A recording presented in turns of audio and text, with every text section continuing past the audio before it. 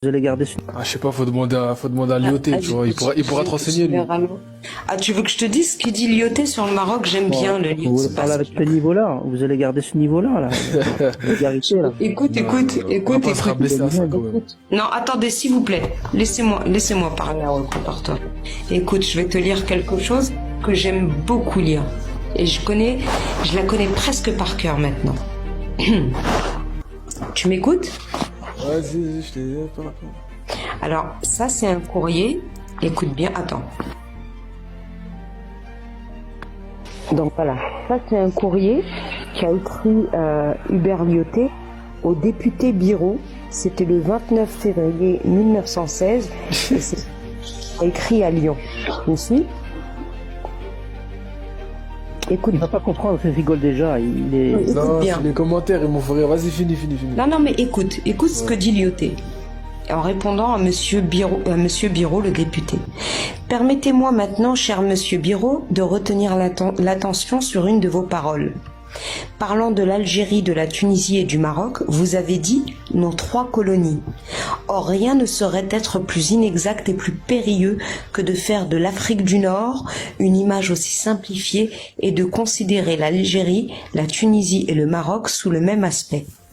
Alors que nous sommes en Algérie depuis plus de 80 ans, en Tunisie depuis 35 ans, nous n'avons mis les pieds au Maroc qu'il y a 8 ans et notre protectorat y date de moins de 4 ans. Et puis si l'Algérie est bien une colonie, le Maroc est un protectorat. Et ce n'est pas là seulement question d'étiquette.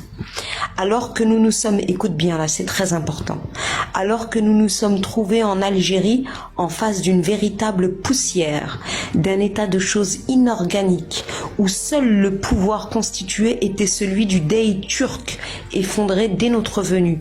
Au Maroc, au contraire, nous nous sommes trouvés en face d'un empire historique et indépendant, jaloux à l'extrême de son indépendance, rebelle à toute servitude, avec sa hiérarchie de fonctionnaires, sa représentation à l'étranger, ses organismes sociaux dont la plupart subsistent toujours.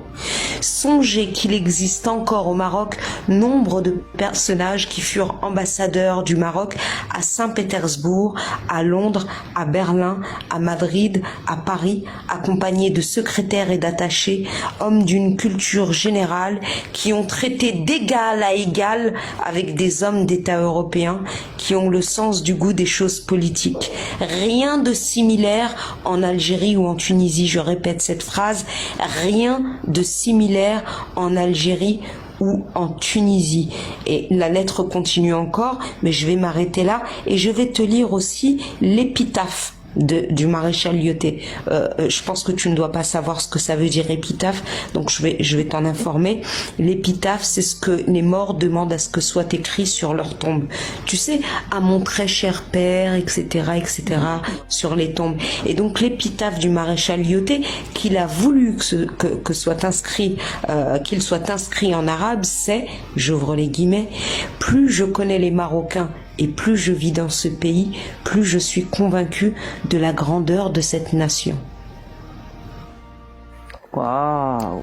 Peux-tu ouvrir ton micro et commenter ce que je viens de te lire? Je vais absolument pas commenter ce que t'as dit parce que j'ai pas écouté et puis c'est pas intéressant. Alors, Dégage-le, puisque tu n'es pas capable, Genre la vérité. non, c'est pas que c'est pas intéressant, c'est que je viens de te mettre en PLS et le peu de fierté mal placée et moi ce que j'appelle en réalité de l'orgueil qu'il te reste fait que tu viens de dire je vais pas écouter parce que c'est pas intéressant. Tu as écouté, tu as été très attentif, tu as essayé de trouver dans ce courrier que j'ai lu quelque chose qui pouvait mettre en avant ton pays et quelque chose qui pouvait désavantager le Maroc.